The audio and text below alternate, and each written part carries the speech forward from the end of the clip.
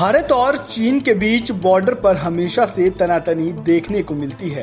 हालांकि दिलचस्प बात यह है कि एक ओर जहां भारत और पाकिस्तान बॉर्डर पर पाकिस्तान हमेशा से सीज फायर का उल्लंघन करता आया है, तो वहीं भारत और चीन बॉर्डर पर गोलीबारी तो नहीं होती, हाँ हाथापाई जरूर होती है और जमकर लात घूंसे भी चलते हैं। हाल ही में उत्तरी सिक्किम के नाकुला सेक्टर में भी कुछ ऐसा ही नजारा देखने को मिला, जहां दोनों देशों के सैनिक आपस में भिड़ गए और उनके बीच जमकर हाथापाई भी हुई। लेकिन क्या आप जानते हैं कि भारत और चीनी सैनिकों के बीच काफी समय से चले आ रहे इस विवाद की असली वजह क्या है? अगर आप नहीं जानते तो आज हम आपको बताएंगे कि आखिर क्यों भारत और चीन के सैनिकों के बीच हाथापाई की खबरें सामने आती रहती हैं।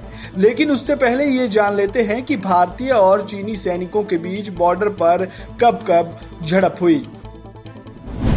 भारतीय और चीनी सैनिकों के बीच झड़प शुरुआत हाल ही में उत्तरी सिक्किम के नाकुला सेक्टर में भारतीय और चीनी सैनिकों के बीच झड़प से करते हैं। उत्तरी सिक्किम के नाकुला सेक्टर में कोरोना संकट के बीच भारत और चीनी सैनिकों के बीच तनाव की खबरें सामने आई थी। मिली जानकारी के मुताबिक बीते 9 मई को भारत और चीन के 150 सैन्य कर्मियों के बीच नाकुला सेक्टर में दोनों सेनाओं के बीच भारी तनाव और बहसबाजी हुई। मामला इतना बड़ा कि दोनों ओर से जमकर लात घूंसे भी चले, जिसके कारण दोनों तरफ के लगभग 10 सैन्य कर्मियों को चोटें भी आई। हालांकि मामले को बाद में दोनों सेनाओं के उच्च अधिकारियों के बीच हुई बातचीत के बाद सुलझा लिया गया।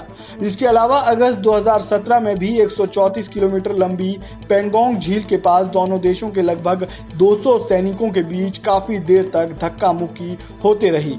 इस दौरान भी जमकर लात घूंसे चले और पत्थरबाजी भी हुई। इसके अलावा दोनों सेनाओं के बीच बॉर्डर पर सबसे बड़ा विवाद 2017 में डोकलाम में देखने को मिला। डोकलाम के ट्राई जंक्शन के पास करीब 73 दिनों तक दोनों सेनाओं के बीच तनावपूर्ण हालात बने रहे। हालात इतने बिगड़ गए थे कि दोनों देशों के बीच युद्ध जैसी स्थिति पैदा हो गई थी। इस मामले को भी बातचीत के जरिए बाद में सुलझा लिया गया था।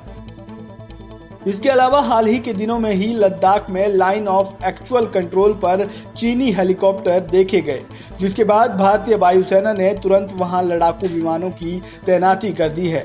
हालांकि चीनी हेलीकॉप्टरों ने भारतीय हवाई सीमा का उल्लंघन नहीं किया है, लेकिन फिर भी चीन के नापाक मंसूबों से वाकिफ भारत ने लड़ाकू विमानों की तैनाती कर दी थी।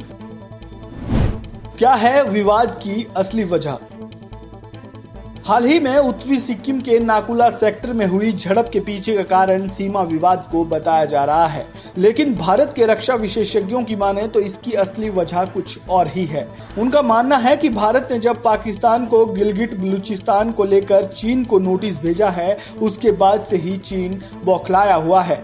चीन के लिहाज से ये वो इलाका है जहां से होकर चीन पाकिस्तान इकोनॉमिक कॉरिडोर गुजरता है, जो चीन के लिए बेहद अहम है।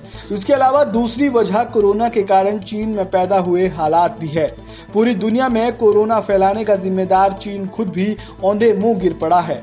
चीन की अर्थव्यवस्था कोरोना वायरस से बुरी तरह प्रभावित हुई है, जिसके कारण चीन की जनता जिनपिंग सरकार से बेहद नाखुश है। ऐसे में देश में पैदा हुए हालातों से जनता का ध्यान भटकाने के लिए चीन हमेशा बॉर्डर पर इस तरह की गतिविधियों को अंजाम देता है।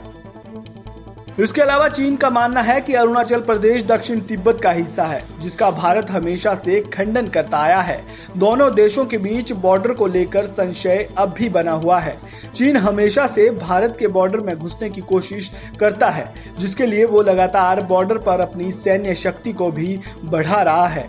ऐसे में बॉर्डर के पास कुछ इलाके जिन पर अभी भी संशय बना हुआ है, दोनों देशों की सेनाएं वहां गश्त लगाती रहती है।